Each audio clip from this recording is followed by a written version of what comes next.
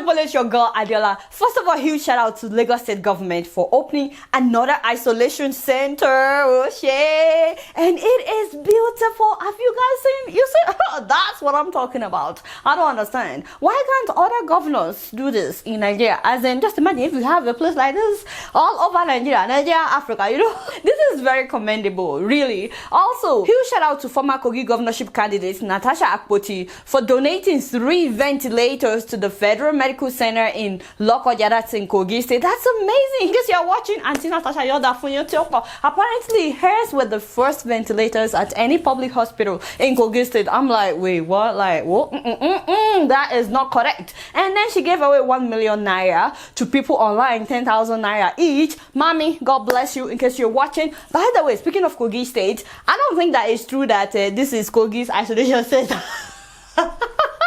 It's true. We know that the governor of Kogi is a player, but I don't think that this is true. Okay, this one looks more like it, you know. Kogi people, please let me hear from you guys, because people have been circulating rumors that the governor only set up a tent behind a mortuary. that is even worse. You know, trying indirectly saying that people will automatically die. And that when it rained on Tuesday, the whole thing was dismantled. But I don't think this is true. The only thing that is bothering me regarding Kogi's governor is the fact that I heard from credible health workers that the governor doesn't want them to report all coronavirus cases. That he doesn't want people to know if they have a lot of cases in Kogi State or not. I'm like, there is fire on the mountain. That is not correct. Mr. Governor, in case you're watching, let me look here inside. In case you're watching,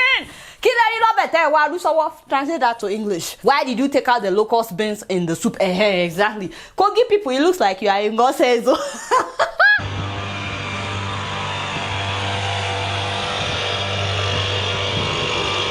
Now what you gonna say when I go spray for us with this? Now wow, oh my goodness. Are you alright? What was that? Seriously, why are you disrupting? Get it together. That is not Kogi State, by the way. That is not Kogi. I don't know. He's looking for trouble. So in any case, did you guys hear that Nigerian government is considering treating COVID-19 patients in their homes? And I'm like, I don't know. I think I need a minute just to hear from you guys what you think about this. Is this a good idea or not? Let me know in the comment section, for real. The Director General of NCDC was actually the one that mentioned this during the Presidential Task Force on COVID-19 briefing on Thursday. According to him, Nigeria as a whole has only 3,500 beds available for treating COVID-19 patients. And I'm like, say what?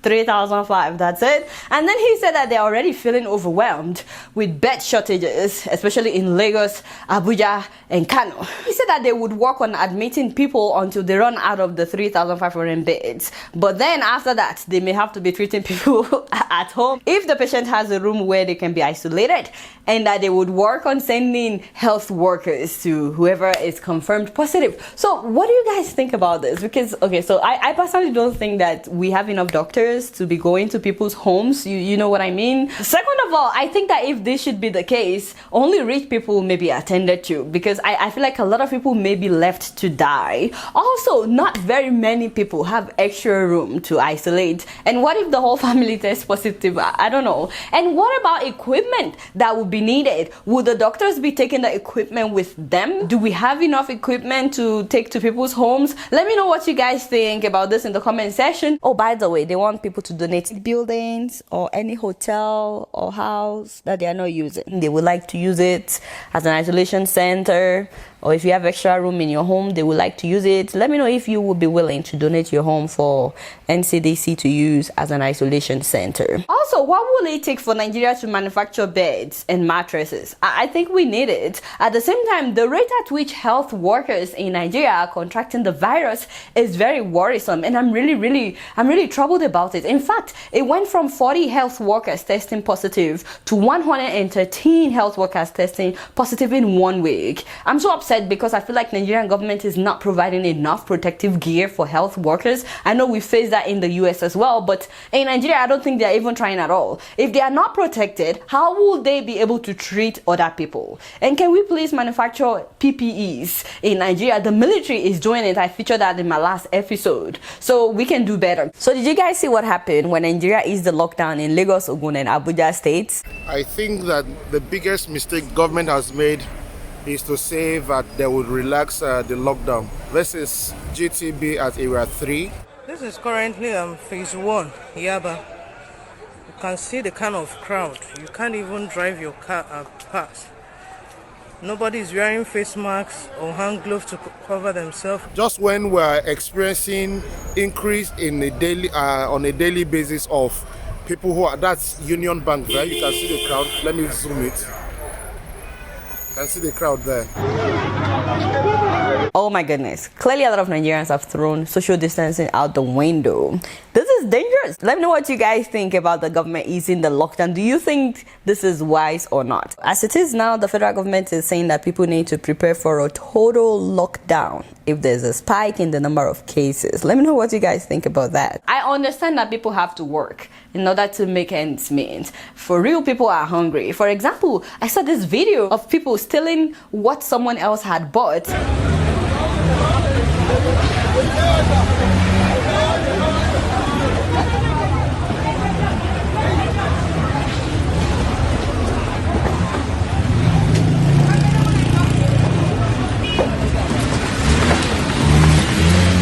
I'm not saying that it's okay to steal, no, but I'm saying that people are desperate and they will do anything at a time like this, and that's why it's very important for the government to feed people. At the same time though, some people would argue that it is only when you are alive and healthy that you can work, and this virus is making people sick and it's killing people. So let me know what you guys think. Is it worth risking the possibility of contracting the virus or not? Meanwhile, the governor of Cross River has continued to scatter everywhere.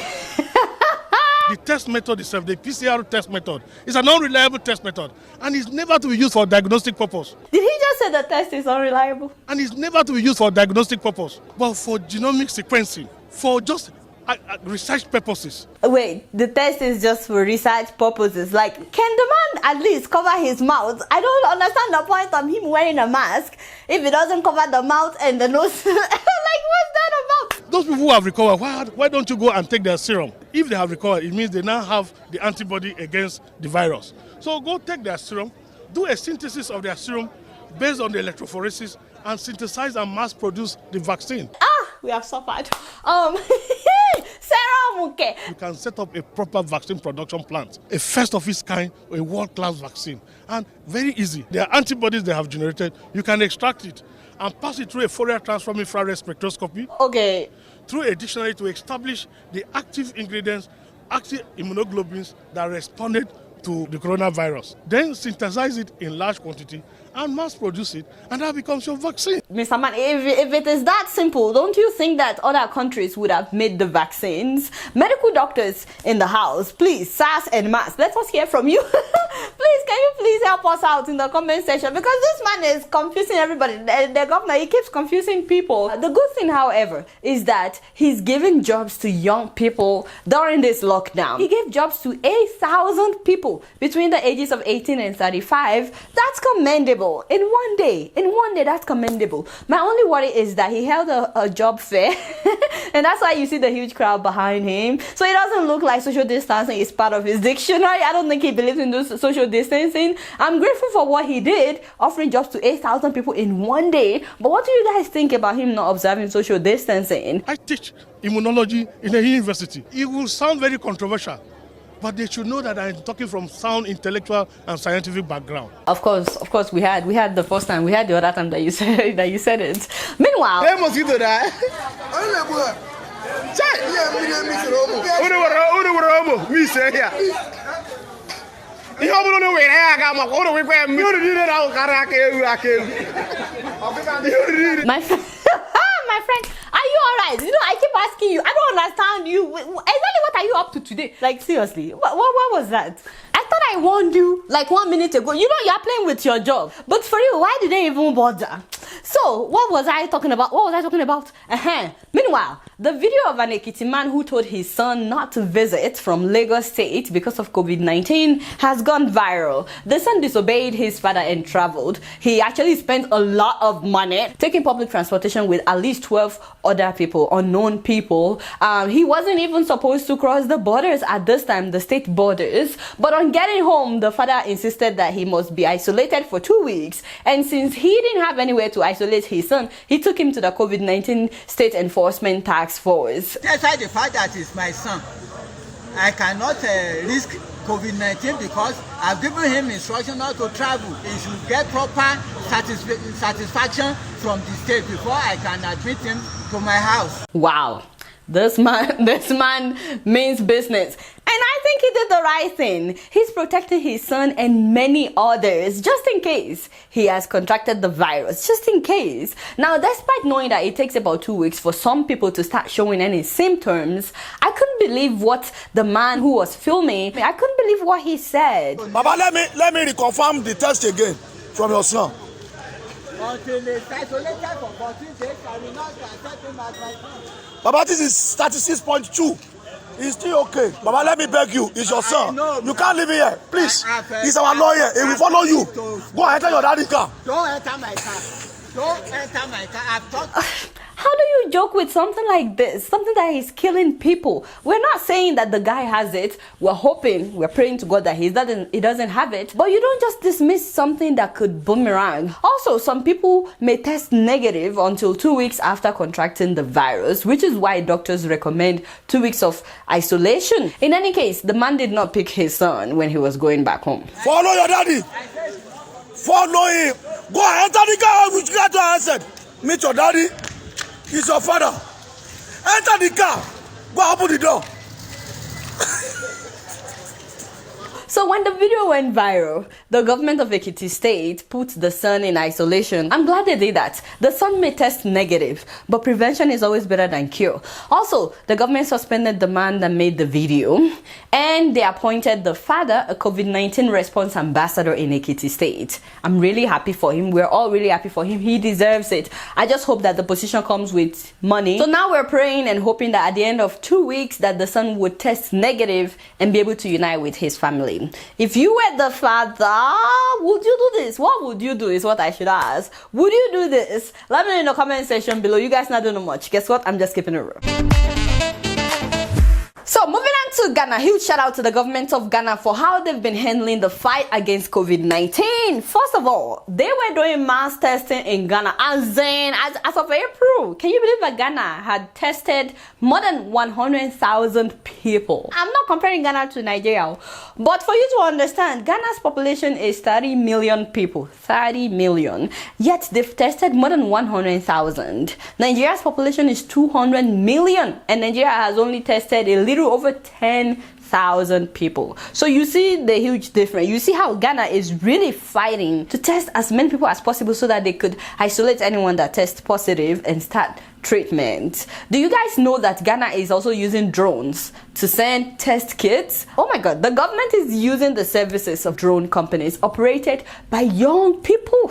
And they're using that to send test samples from rural areas to laboratories and also to send PPEs to health workers in different parts of the country.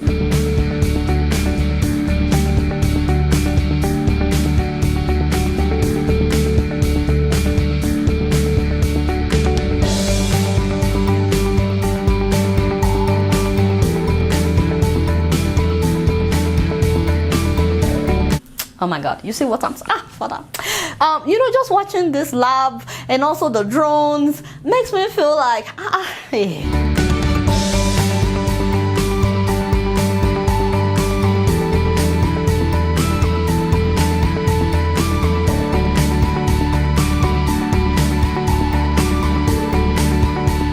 And then this is how the drones land.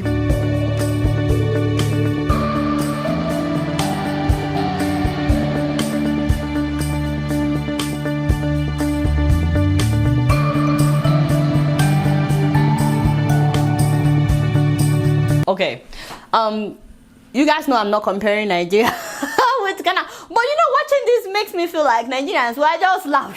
I feel like we're just loud, not much to show. Anyway, The only issue is Ghana lifted the lockdown after 3 weeks. And in 1 week of lifting the lockdown, the number of cases in Ghana jumped up.